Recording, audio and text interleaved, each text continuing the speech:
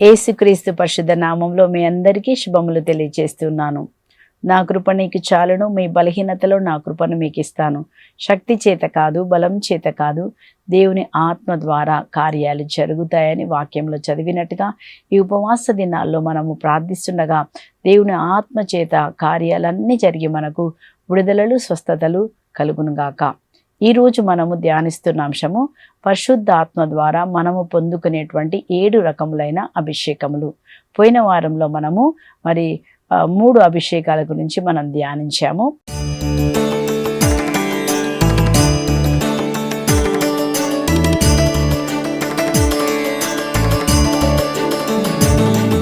పరిశుద్ధాత్మ ద్వారా మనం పొందుకునే మొదటి అభిషేకాన్ని ఆరాధన అభిషేకం, రెండోదిగా మనం చూసాము ప్రవచించే అభిషేకం, మూడోదిగా ప్రార్థించే అభిషేకం. తక్కినవి 4 ఈరోజు మనం చూద్దామండి. 4వ అభిషేకంగా పరిశుద్ధాత్మ మనలో ఉన్నప్పుడు మనకి ఏ విధమైనటువంటి అభిషేకంతో మనం నింపబడి ఉంటాము. 4వదిగా మనం చూస్తున్నాము యుద్ధ పోరాటం చేసే అభిషేకాన్ని మనము కలిగి ఉంటాము. ఎఫెసీయుల పత్రిక 6వ అధ్యాయంలో 13వ వచనంలో ఇట్లా మనం చదువుతున్నామండి. యుద్ధ పోరాటం అంటే ఎవరితో యుద్ధం చేయాలి చెప్పండి? మనము ఎవరితో యుద్ధంలో ఉన్నాము?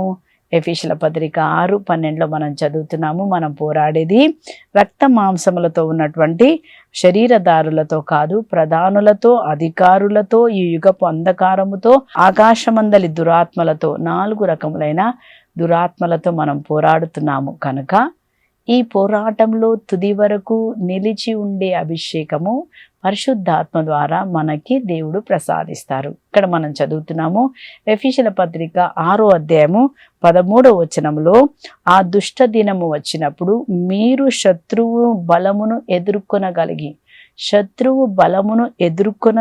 తుది వరకు పోరాడి నిలదొక్కుకుందురు. ఏంటంటే శత్రు బలమును ఎదుర్కొనగలిగి తుది వరకు మనం పోరాడి నిలిచి ఉండే అభిషేకం, దాన్నే యుద్ధ పోరాట అభిషేకం. ఎవరితో యుద్ధం చేస్తున్నాం మనము? సాతాను శక్తులతో యుద్ధంలో ఉన్నాము. సాతాను మన మనసుతో రోజు పోరాడతారు. నువ్వు పనికి రాని దానివి, నువ్వు పైకి రాలేవు, నీ పిల్లలు పైకి రాలేరు. కానీ వాక్యం చెప్తుంది దేవుడు మనతో ఉన్నారు, బయటపడే మార్గమును ఆయన మనకి చూపిస్తారు, పడిపోయిన వారిని ఆయన లేపుతాడు. ఇది సత్యము. సాతాను చెప్పేది అబద్ధము. కనుక మనము సాతానుతో పోరాటంలో ఉన్నాము. కనుక మనము పోరాటంలో గెలవాలంటే పరిశుద్ధాత్మ అభిషేకం మనం పొందుకోవాలి. పరిశుద్ధాత్మ మన మీదకి వచ్చినప్పుడు, మనలో ఉన్నప్పుడు ఏం చేస్తారు? సాతాను వేసే ప్రతి ఒక్క అబద్ధాన్ని జయించడానికి దేవుడు మనకి బలాన్ని ప్రసాదిస్తారు. దాన్నే యుద్ధ పోరాట అభిషేకం అని మనం చదువుతున్నాం. మన జీవితంలో ప్రతిరోజు అనేకమైన శోధనలు మనకు వస్తూ ఉన్నాయి, అనేకమైన పోరాటాలు మనం ఎదుర్కొంటూ ఉన్నాము. ఈ పోరాటం అన్నిట్లో మనం కృంగిపోకుండా, మనం పడిపోకుండా, మనం ఓడిపోకుండా ఏం చేయాలా? మనము పోరాడి గెలవాలి. పోరాడి గెలవడానికి మన శరీరంతో మనం చేయలేము. ఎందుకంటే అది ఆత్మ, అదొక దురాత్మను మనము పరిశుద్ధాత్మ ద్వారా మాత్రమే జయించగలుగుతాము. కనుక పరిశుద్ధాత్మ మన పైకి వచ్చినప్పుడు మనము యుద్ధ పోరాటం చేసి దురాత్మతో గెలిచే అభిషేకాన్ని ప్రభు మనకిస్తారు. పరిశుద్ధాత్మ మీ పైకి వచ్చినప్పుడు మీరు శక్తిని పొందుకుంటారు. శక్తి, మనము శోధనను జయించడానికి దేవుడే మనకి శక్తిని ఇస్తారండి. ఇది యుద్ధ పోరాట అభిషేకం. కాబట్టి మనం దీనికోసం ప్రార్థన చేయాలి. ఉపవాసంలో ఉన్నప్పుడు మనం పోయిన వారంలో నేర్చుకున్నాం కదా, ఉపవాసం ఉన్నప్పుడు దేవా నన్ను నీ పరిశుద్ధాత్మతో నింపండి, ఆత్మ బలమును ఇంకా మీరు బలపరచు. మీ అంతరంగ పురుషుడు బలపడాలి. అంతరంగ పురుషుడు బలపడాలి అంటే ప్రార్థనలో మనం బలపడాలి, వాక్యం చదవాలి. మనం నేర్చుకున్నాం పోయినసారి. వాక్యం చదివి దాన్ని ధ్యానించి నోటితో పలికి మనము సాతానుపై జయమును మనం పొందాలి. దేవుడు మనకి ఇచ్చినటువంటి ఆయుధాలు ఇవి. కాబట్టి దేవుడు ఇచ్చిన ఆయుధాలు మనము యుద్ధ పోరాటంలో వాడాలి కదా. దేవుడు మనకి ఆయుధాలు ఇచ్చారు. మొదటిగా మనం చూస్తాం యేసు నామం మనకి ఒక ఆయుధముగా ఇవ్వబడింది. కాబట్టి యేసు నామములో మనం ప్రార్థించినప్పుడు మనకి ప్రతి రకమైనటువంటి విడుదలలు జరుగుతాయని మనం చూస్తున్నాం. ఎందుకంటే ఫిలిప్పీల పత్రిక 2:9-11 వరకు ఏం చదువుతాము? యేసు నామం అన్ని నామల కంటే పైనామం, ప్రతి మోకాలు యేసు నామానికి ఒంగును. కాబట్టి మనం చెప్పాలి, యేసు నామములో నాలో పనిచేసిన భయం అనే దురాత్మను యేసు నామములో బంధించి నేను వెళ్ళగొడుతున్నాను, యేసు నామానికి మోకాలొంగి వెళ్ళి పో అని మనం చెప్పినప్పుడు యేసు నామానికి మోకాలొంగి సాతాను వెళ్ళిపోతాడు. కాబట్టి మనము యుద్ధ పోరాటంలో మనం వాడే ఆయుధాలు 7 ఆయుధాలు సంపూర్ణ కవచము మీరు ధరించండి అని మనం చదువుతున్నాము. ఎఫెసీయుల పత్రిక 6వ అధ్యాయంలో 14 నుంచి 17 వరకు మీరు తర్వాత చదువుకోండి కదా. అక్కడ 7 ఆయుధాలు ఇవ్వబడ్డాయండి. ఆ 7 ఆయుధాలు మనం ఎప్పుడు ధరించాలి. ఎందుకంటే మనము సాతాను ఏ నిమిషంలో నిన్ను ఏ విధంగా ఆలోచన ద్వారా, కళ్ళ ద్వారా, నాలుక ద్వారా, భర్త ద్వారా, పక్కన వారి ద్వారా భయంకరమైన పరిస్థితులను కలగజేసి భయంకరంగా పోరాడుతుంటాడు. కానీ ఈ పోరాటంలో మనం గెలవాలంటే మనకి యేసు నామం ఇవ్వబడింది. రెండోదిగా యేసయ్య రక్తం. యేసయ్య రక్తం ద్వారా మనము సాతాను శక్తుల నుంచి విడిపించబడ్డామని ఎఫెసీయుల పత్రిక 1:7లో మనం చదువుతున్నామండి. యేసయ్య రక్తము ఏం చేసింది? మనల్ని సాతాను శక్తుల నుంచి విమోచించిందంట. మనం ఒకప్పుడు బానిసత్వంలో సాతాను రాజ్యంలో ఉన్నాం, కానీ యేసుప్రభు తన రక్తమును వెలగాయించి నిన్ను నన్ను కొన్నారని 1 కొరింథీ 6:18లో మనం చదువుతున్నామండి. 1 పేతురు 1:18లో మనం ఏం చదువుతున్నాము? ఏమి దేవుడు మీకు ఏమి వెలనిచ్చి మిమ్మల్ని కొనెనో తెలుసా? వెండి బంగారం కాదు, తన సొంత రక్తమును వెలగాయించి మీ యొక్క పాప శాపముల నుంచి మీకు విడుదల కలుగజేసెను.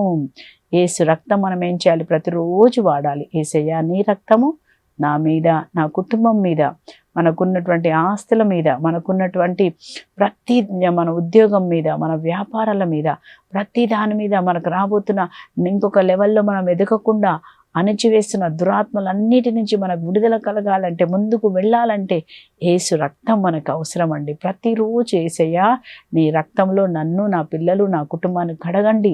పాపం చేస్తే వెంటనే చెప్పాలి, యేసయ్యా నీ రక్తంలో నన్ను కడగండి, శుద్ధి చేయండి. పాపం చేశాం దేవా, కొట్లాడాము, ఇది చేశాం, మన్నించు. తప్పు ఒప్పుకొని వదిలిపెడితే దేవుడు నమ్మదగిన వాడని 1 యోహాను 1:9లో మనం చదువుతున్నామండి. యుద్ధ పోరాటంలో మనం ఆడే 2 ఆయుధం మనము యేసు రక్తంగా చూసాం. మూడోదిగా దేవుడు మనకి ఎవరిని ఇచ్చారు చెప్పండి? వాక్యం ఇచ్చారు కదా. దేవుని వాక్యము మనం చదువుతున్నాం. ఎఫెసీయుల పత్రిక 6వ అధ్యాయంలో ఇందాక చెప్పాను కదా, సర్వాంగ కవచాలు. ఒక కవచం ఏంటి అంటే దేవుని వాక్యమును ఖడ్గముగా మీరు ఉపయోగించండి. ఆత్మవశకు దేవుని వాక్యమును ఆత్మవశకు ఖడ్గముగా, పరిశుద్ధాత్మ మీకు వాక్యము ద్వారా యేసు ప్రభు సాతాన్ని జయించినట్టుగా మత్తయి సువార్త 4వ అధ్యాయంలో, అలాగే లూకా సువార్త 4వ అధ్యాయంలో యేసు ప్రభు కూడా వాక్యం ద్వారా సాతాన్ని జయించారు.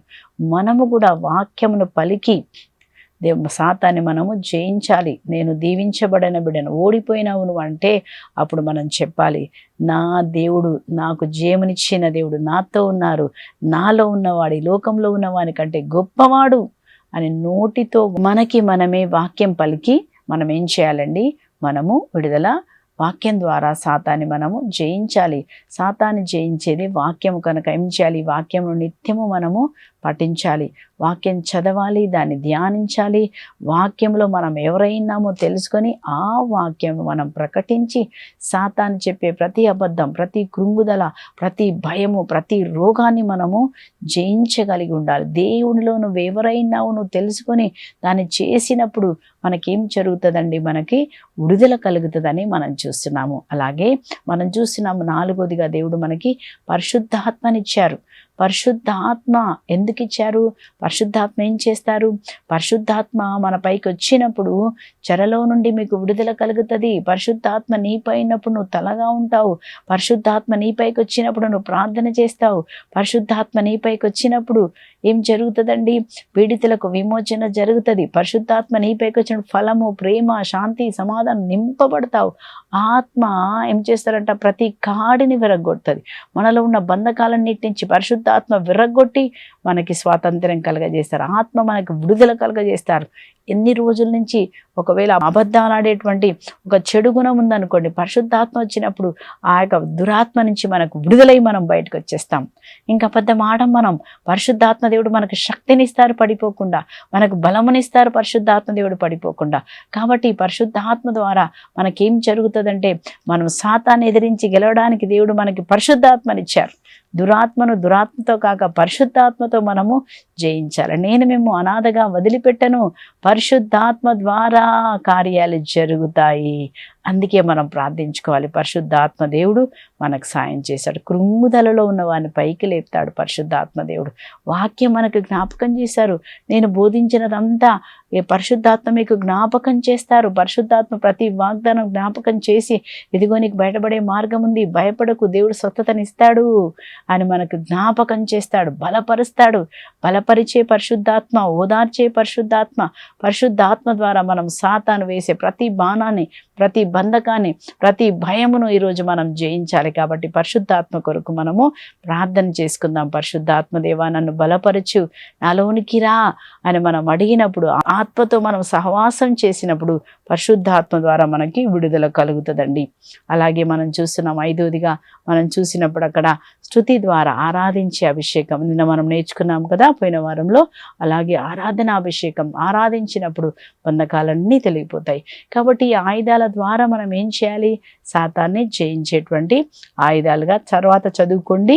7 ఆయుధాలు గురించి మనకి సంపూర్ణ కవచం అని ధరించండి అని పునీత పౌలు గారు మరి ఎఫెసీయులకు రాసిన పత్రికలో 6వ అధ్యాయము 14 నుంచి 17 వరకు 7 ఆయుధాలు అక్కడ మనకి ఇవ్వబడ్డాయి. ధరించండి. దుష్ట దినం వచ్చినప్పుడు మీరు సాతాన్ని ఎదిరించి పోరాడి గెలవాలి. దావీదు రాజు ఎలా గెలిచారండి? అలాగే గెలిచాడు. ఎలా గెలిచాడు? ఆయనకు ఒక పోరాటం వచ్చింది. ఎవరితోటి?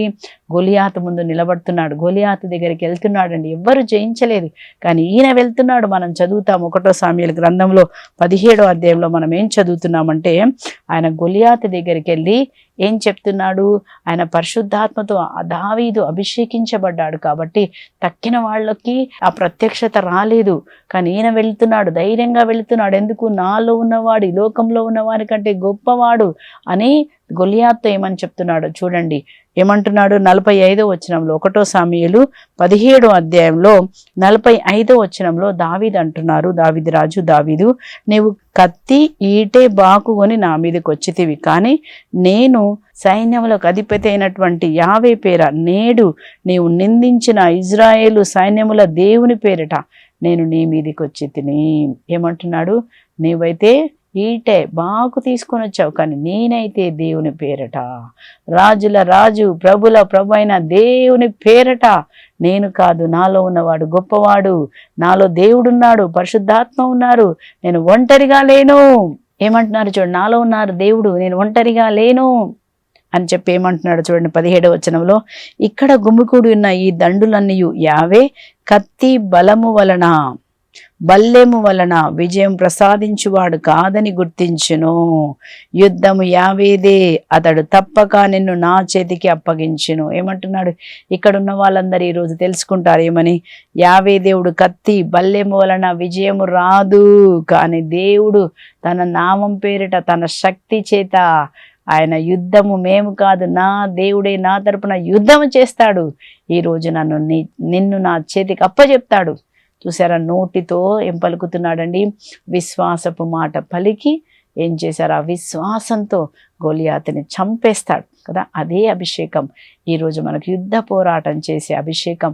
పరిశుద్ధాత్మ ద్వారా మనం ఉపవాసం ఉండి ప్రార్థించినప్పుడు ఈ అభిషేకం దేవుడు మనకు దయచేస్తారు. ఎలా సాతానుతో పోరాడాలి, ఎలా మనం గెలవాలి, సమస్యలో శోధనలో మనం ఎలా గెలవాలని ఈ ఉపవాస ప్రార్థన మనకేం నేర్పిస్తుందంటే, ఎలా సాతాన్ని జయించాలి, ఎలా మనల్ని మనం బలపరుచుకోవాలి, ఎలా వాక్యాన్ని ధ్యానించాలి, ఇవన్నీ కూడా మనకి శోధనలను జయించడానికి ఉపవాస ప్రార్థన మనకి సహాయపడుతుందండి. చాలా చక్కగా మరి కీర్తన 18లో కూడా దావీదు రాజు గారు ఏమని చెప్తున్నారు చూడండి. ఎలా ఆయన గెలిచాడు ఆయన అంటున్నాడు. ఆయన మరి గొర్రెల కాపరిగా ఉన్నప్పుడు సింహములు ఎలుగుబంట్లు వచ్చినప్పుడు ఏం చేసేవాడంట చూడండి. ఎలా ప్రార్థన చేస్తున్నాడు, ఎలా పోరాడుతున్నాడు. మనము కూడా అలా పోరాడాలి, వదిలిపెట్టకూడదు. ఇన్ని రోజులు ప్రార్థించాను, ఏమీ జరగలేదు, ఈ సాతాను ఈ బలహీనత నాలో వెళ్ళలేదు, నా భర్తలో వెళ్ళలేదు, పిల్లల్లో వెళ్ళలేదు కాదండి.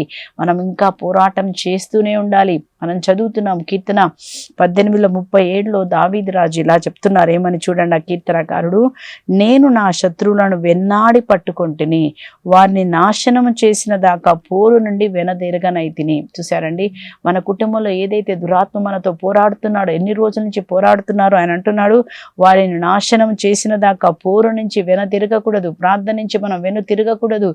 ప్రార్థనలో మనం ఇంకా కంటిన్యూ చేస్తూనే ఉండాలి, వదిలిపెట్టే వరకు మనం ప్రార్థన చేయాలి. అప్పుడు దేవుని కార్యాలు జరుగుతాయండి. ఒక్కరోజు ప్రార్థన చేసి వదిలిపెట్టకూడదు, పోరాడి మనం గెలవాలని. ఇలాంటి అభిషేకం పరిశుద్ధాత్మ ద్వారా మనకి పరిశుద్ధాత్మ దేవుడిస్తారు. ఇంకా నువ్వు ప్రార్థన చేయి, నిరుత్సాహపడకు, వెళ్ళి నువ్వు ఇంకా ప్రార్థన చేయి, పోరాడు, దేవుడు తప్పకుండా నీకు జయమునిస్తారు అని పరిశుద్ధాత్మ దేవుడిస్తారు. కనుక ఈరోజు ఎవరెవరైతే ప్రార్థనలు అలసిపోయారో, ఇంకేం జరగలేదు ప్రభా, నాకు విడుదల కాలేదు, మా పిల్లలకు విడుదల కాలేదు, రోగం తగ్గలేదు అని మీరు అనుకుంటే ఇంకా లోపలికి వెళ్ళిపోతారు. కానీ ధైర్యం తెచ్చుకొని లేచి నిలబడి ప్రార్థన చేయండి. ధైర్యం తెచ్చుకొని శిలువ దగ్గరికి రండి, ప్రార్థన చేయండి. తప్పకుండా మనం ప్రార్థించినప్పుడు దేవుడు అన్నాడు, మీరు పదే పదే ప్రార్థన చేస్తే తండ్రి దేవుడు వినడా? లూకాసు వార్త 18వ అధ్యాయంలో విధవరాలు చెప్పినప్పుడు చెప్తారు కదండి. అలాగే మనం కూడా ఈరోజు ప్రార్థన చేయాలి. నిరుత్సాహం లేకుండా మనం ప్రార్థన చేయాలి. పోరాడి ప్రార్థన, అవిశ్వాసం లేకుండా వెళ్ళగొట్టేంత వరకు మనం ఏం చేయాలంటే ఆయన అంటున్నాడు, సాతాను నాశనం చేసేంత వరకు మనము వెనుతిరగకూడదు. 38వ వచనంలో మనం చదువుతున్నాం, నేను వారిని పడగొట్టగా వారు పైకి లేవజాలరైరి, వారు ఓడిపోయి నా పాదముల చెంత పడిపోతిరి. ఇది తప్పకుండా జరుగుతుంది. ఎందుకు జరుగుతుంది? యేసు ప్రభు సాతాను సిలువలో ఓడించారు. రణమున పోరాడుటకు నువ్వు నాకు శక్తి నొసగితివి, నా శత్రువులు నాకు లొంగిపోనట్లు చేసితివి. శత్రువులు మొరపెట్టిరి కానీ వారిని రక్షించేవాడెవరూ లేరు. వారు ప్రభువునకు మనవి చేసిరి కానీ ఆయన వారికి ప్రత్యుత్తరం ఇవ్వలేదు. నేను వారిని గాలికి ఎగిరిపోవు ధూళి వలె పొడి పొడి చేసి తిని, వీధిలోని బురదన వలె నలగద్రొక్కి తిని. అలాగా ఏం చేయాలంటే సాతాను మనం నలగద్రొక్కాలి. ఈరోజు సాతాను బంధకములను మనం విరగొట్టాలి. ఈరోజు పోరాడి యుద్ధ పోరాటం చేసే అభిషేకం ఈ ప్రార్థన ద్వారా దేవుడు మనకిస్తారు. పరిశుద్ధాత్మతను నింపబడినప్పుడు మనం పోరాడి గెలిచే అభిషేకం ఇస్తారు. ఎందుకంటే యేసు ప్రభు సాతాన్ని ఆ సిలువలో జయించారని మనం చదువుతున్నామండి. కొలసీలకు రాసిన పత్రికలో మనం చూస్తున్నాము. 2వ అధ్యాయంలో 15వ వచనంలో ఒక మాట చూద్దామండి. యేసు ప్రభు ఏం చేశారు? సిలువలో యేసు ప్రభు ఆ సిలువ పైన క్రీస్తు ప్రధానులను, అధిపతులను, నిరాయుధులను చేసెను. వారిని బందీలుగా చేసి తన విజయయాత్రలు నడిపించి అందరికీ బహిరంగంగా చూపించారు. ఏమని? ఓడిపోయిన సాతానని. చూడండి, ఆ శిలువ పైన క్రీస్తు ప్రధానులను, అధిపతులను, ఈ లోక అధిపతిని, ఏ పోరాటం అయితే ఎవరితో అయితే మనం ఈ లోకంలో ఉన్న దురాత్మలతో మనం పోరాడుతున్నామో, అఫీషుల పత్రిక 6:12 మనం పోరాడే అధిపతులు, దురాత్మ శక్తులు, ఆ అధిపతులను ఏం చేశారంట? దేవుడు ప్రధానులను, నిరాయుధులను చేసి వాటి శక్తిని ఒలిచేసి వాటిని బందీలుగా చేసి వారి శక్తిని నిరాయుధులుగా చేశారు. ఆ యొక్క దురాత్మ శక్తులు పడిపోయాయి కనుక అవి ఎంత మాత్రం మనకి ఎలాంటి హాని చేయవు. కనుక మనం ఏం చేయాలి? మన మీద దాడి చేసినప్పుడు ప్రార్థన ద్వారా మనం జయించాలి. అధికారం తీసుకొని ప్రభు అన్నారు, మీరు నా నామములో దయ్యములను వెళ్ళగొడతారు, ఏసునామలో బంధించి ఏసునామలో వెళ్ళగొడుతున్నాం. మా కుటుంబంలో కలగజేసిన అలజడిని ఏసునామలో బంధించి ఏసునామలో వెళ్ళగొడుతున్నామని మనం నోటితో పలికినప్పుడు ఏసునామానికి ప్రతి మోకాలు వంగి వెళ్ళిపోతాయి. కాబట్టి ఈరోజు మనము ఏసునామం ద్వారా, ఏసు రక్తం ద్వారా, ప్రార్థన శక్తి ద్వారా మనం ఏం చేయాలని? సాతాను శక్తులను మనం జయించాలి. యేసు ప్రభువు అన్నారు, ఇహ పరలోకమందు సర్వాధికారం నాకు ఇవ్వబడింది. దర్శన గ్రంథం 1వ అధ్యాయం 18వ వచనంలో, చూడుము నేను మరణించి తిని కానీ సజీవుడను, పాతాళం యొక్క తాళం చేతులు నా చేతిలో ఉన్నాయి. ఈ తాళం చేతులు దేవుడు మనకిస్తున్నారండి. సాతానుపై అధికారంను మనకిచ్చిన దేవుడు ఈరోజు మనతో పోరాడుతున్న దురాత్మ శక్తులతో మనం కూడా పోరాడి గెలవడానికి దేవుడు మనకి వాక్యంనిచ్చారు, యేసు రక్తాన్ని ఇచ్చారు, యేసు నామాన్ని ఇచ్చారు, అలాగే పరిశుద్ధాత్మ శక్తిని మనకిచ్చారు. వీటన్నిటి ద్వారా మనం ప్రతిరోజు సాతాన్ని జయిస్తాము. అత్యధికమైన విజయం కలిగిన వారం మనం జయించడానికే పిలువబడిన వారం. ఆల్రెడీ సాతాను ఓడిపోయాడు, దేవుడు మనకి జయమునిచ్చి ఉన్నారండి. ఈ విశ్వాసంతో మనం ముందుకి పోరాడదాము. అలాగే మనం చూస్తున్నాము, ఇంకొక అభిషేకాన్ని కూడా మనం చూద్దామండి. పరిశుద్ధాత్మ మనం పొందుకున్నప్పుడు మరి పరిశుద్ధాత్మ ద్వారా ఎలాంటి అభిషేకాన్ని మనం పొందుకుంటాం? మనం నేర్చుకున్నాము యుద్ధ పోరాటం చేసే అభిషేకం. 5వదిగా మనం చూస్తున్నామండి, యాజకుల రాజుల అభిషేకం మనం పొందుకుంటామండి. యాజక రాజుల అభిషేకం. దర్శన గ్రంథం 1వ అధ్యాయం 5-6 వచనాల్లో ఈ విధంగా మనం చదువుతున్నాము. ఆయన మనలను ప్రేమించుచున్నాడు, తన రక్తం ద్వారా మనలను పాప విముక్తులను చేసెను. ఆయన తండ్రియగు దేవుని సేవించుటకు మనలను ఒక యాజక రాజ్యముగాను చేసెను. చూసారండి, మనల్నంట యేసుప్రభు ఏం చేశారంట? దేవుణ్ణి సేవించుటకు మనల్ని యాజక రాజ్యముగా చేసెను. మనం ఎవరమండి? మనం చదువుతాం 1 పేతురు 2వ అధ్యాయం 9వ వచనంలో కూడా దాన్ని మనం చదువుతున్నామండి. మీరు ఎన్నుకొనబడిన జాతి. అక్కడ మనం చూస్తున్నాం పేతురు గారు మళ్ళీ ఒక్కసారి చెప్తున్నారు. ఏమని చెప్తున్నారు? మీరు ఎన్నుకొనబడిన జాతి. మీరెవరు? ఎన్నుకొనబడిన జాతి, రాజరికపు యాజక బృందము, పవిత్రమైన జనము, దేవుని సొంత ప్రజలు, దేవుని అద్భుత కార్యములు ప్రకటించుటకు ఏర్పడిన వారు మీరే. ఏర్పరచబడిన వారు మీరు. ఎన్ని ఉన్నాయి చూడండి, ఎంత చక్కగా చెప్తున్నారు. మనమంట ఎన్నుకొనబడిన జాతి, రాజరికపు గురుకులము. ఇంకేమన్నాడు? రాజరికపు యాజకత్వం చేయడానికి పిలిచారు. పవిత్రమైన జనము, దేవుని సొంత ప్రజలు, దేవుని అద్భుత కార్యములు ప్రకటించుటకు ఏర్పరచబడిన వారు మీరే. ఆయన మేము చీకటి నుంచి అద్భుతమగు తన వెలుగులోనికి నడిపించారు. మనం ఎవరమండి? మనల్ని ఏ విధంగా దేవుడు చేశారంటే, యేసు ప్రభు తన రక్తం ద్వారా మనల్ని కొని మనం దేవుణ్ణి సేవించుటకు యాజకులుగా, రాజరికపు గురుకులముగా మార్చారు. ఇంతకుముందు పాత నిబంధనలో యాజకత్వం ఎవరు చేసేవాళ్ళు? లేవి వంశములు మాత్రమే. తక్కిన వాళ్ళు ఎవరు కూడా దేవుని సేవించడానికి, అతి పరిశుద్ధమైన స్థలంలో వెళ్ళడానికి అర్హత లేదు. కానీ ఈరోజు నీవు నేను కూడా దేవునికి యాజకత్వం చేసేటువంటి ఆ కృపను దేవుడు మనకిచ్చారండి. యాజకులు ఏం చేస్తారు తెలుసా అండి? మొదటిగా వాళ్ళు దేవునికి పరిచర్య చేస్తారు. మనం చూస్తాం లూకా సువార్తలో 1వ అధ్యాయంలో అక్కడ జకరియా తన యాజక ధర్మము చొప్పున దేవాలయంలో ధూపం, అంటే యాజకుడు దేవుణ్ణి సేవించాలి, ఆరాధించాలి, దేవుని వాక్యాన్ని ప్రకటించాలి, దేవుని వాక్యాన్ని బోధించాలి. ఇవన్నీ కూడా దేవుని సేవ చేస్తూ ఉండాలి. రెండోదిగా ఏం చూస్తున్నామంటే, యాజకుడు కేవలం దేవునికి మాత్రమే కాదు, ప్రజల తరపున విజ్ఞాపన చేస్తాడు. యాజకుడు, ప్రధాన యాజకుడు ఏం చేస్తాడు? తన పాపముల కొరకు. రెండోది, తన ప్రజల పాపముల కొరకు యాజకుడు మాత్రమే అక్కడ పాత నిబంధనలు ప్రార్థన చేశారు. కానీ ఈరోజు నీవు నేను కూడా అందరం యాజకులమే కదండి. అప్పుడు ఏం చేయాలి? ముందుగా నీవు నేను దేవుని స్తుతించాలి, ఆరాధించాలి, ప్రార్థన చేయాలి, దేవుని వాక్యాన్ని మనం ప్రకటించాలి. ఇది పరిశుద్ధాత్మ మన పైకి వచ్చినప్పుడు మనం పొందుకునే అభిషేకం. రెండోదిగా మనం గమనిస్తున్నాము, ఇతరుల ప్రజల పాపముల కొరకు కూడా మనము ప్రార్థన చేయాలి. నీవు నేను మాత్రం ఎవరు చేయాలో తెలుసా అండి? నీవు నేను బండ సందులో నిలబడి ప్రజల కొరకు ప్రార్థన చేయాలి, భారతదేశం కొరకు ప్రార్థన చేయాలి, పొలిటికల్ లీడర్స్ కొరకు ప్రార్థన చేయాలి కదండి, అన్నిల కొరకు ప్రార్థన చేయాలి. ఇంకెవరి కోసం చేయాలి? మన బంధువుల కోసం, మన కోసం, మన పిల్లల కోసం, మన గురువుల కోసం, ప్రతి ఒక్కరి కోసం అంట మనం ప్రార్థన చేసే యాజకులం నీవే. యాజకుడే నీ పేరు. నువ్వేం చేయాలి? ప్రార్థన చేయాలి. యాజకుడు ప్రార్థన చేస్తే అక్కడ ఏం జరుగుతాయండి?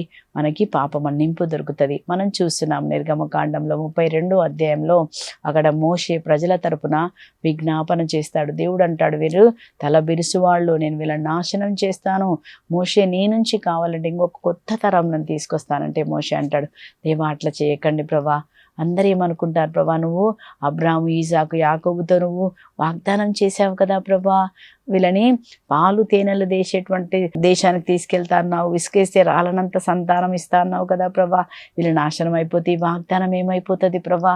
ఈ వాగ్దానం జ్ఞాపకం చేసుకొని ప్రభా నీ కోపం విరమించుకో అని చెప్పినప్పుడు ఆ వాగ్దానం ఎప్పుడైతే మోషే జ్ఞాపకం చేశాడో దేవుడంట తన కోపాన్ని విరమించుకొనెను అని నిర్గమకాండం 32:14లో మనం చదువుతామండి. మనం చేసేటువంటి యాజక ప్రార్థన ఏం చేస్తుంది?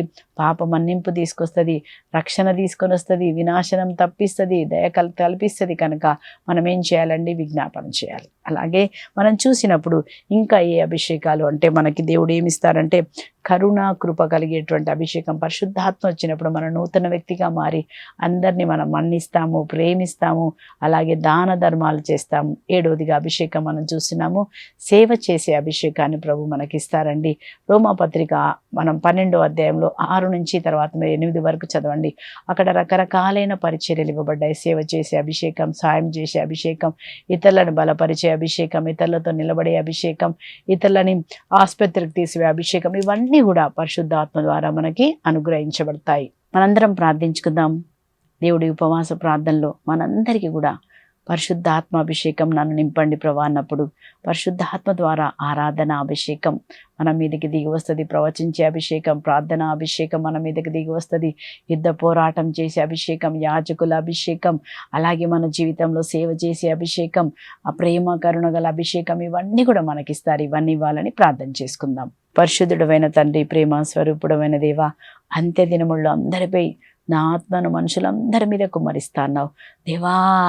ఈరోజు మేము అంత్య దినాల్లో ఉన్నాం ప్రభా. మా అందరిపైన నీ ఆత్మను, పరిశుద్ధ ఆత్మను కుమ్మరించండి మా మీద అయ్యా తండ్రి ప్రభా. మా పిల్లల మీద తండ్రి, ముదుసల మీద, సేవకుల మీద, ప్రతి ఒక్కరి మీద తండ్రి, మా భారతదేశంలో ప్రతి ఒక్కరి మీద నీ ఆత్మను కుమ్మరించండి అయ్యా. మా కథోలిక సంఘంలో ఉన్న ప్రతి ఒక్కరి మీద నీ ఆత్మను కుమ్మరించండి. అప్పుడు మేమందరం కూడా తండ్రి ఆత్మతో నింపబడి నిన్ను మాత్రమే సేవించేవారిగా తండ్రి, శరీర కార్యములు వదిలిపెట్టి ప్రభా నీకోసం బ్రతికే వారుగా ఉండేటట్టుగా సాయం చేయమని మా ప్రభువును తండ్రి అయిన యేసుక్రీస్తు అతి పరిశుద్ధ నామం పేరిట అన్నీ అడిగి పొందుకొని ఉన్నాము పరలోకపు తండ్రి. Amen, amen. దేవుడు మీ అందరినీ దీవించి బలమైన అభిషేకంతో నింపబడి దేవునికి యాజకులుగా ఉందుముగాక. ఆమెన్. Praise the lord.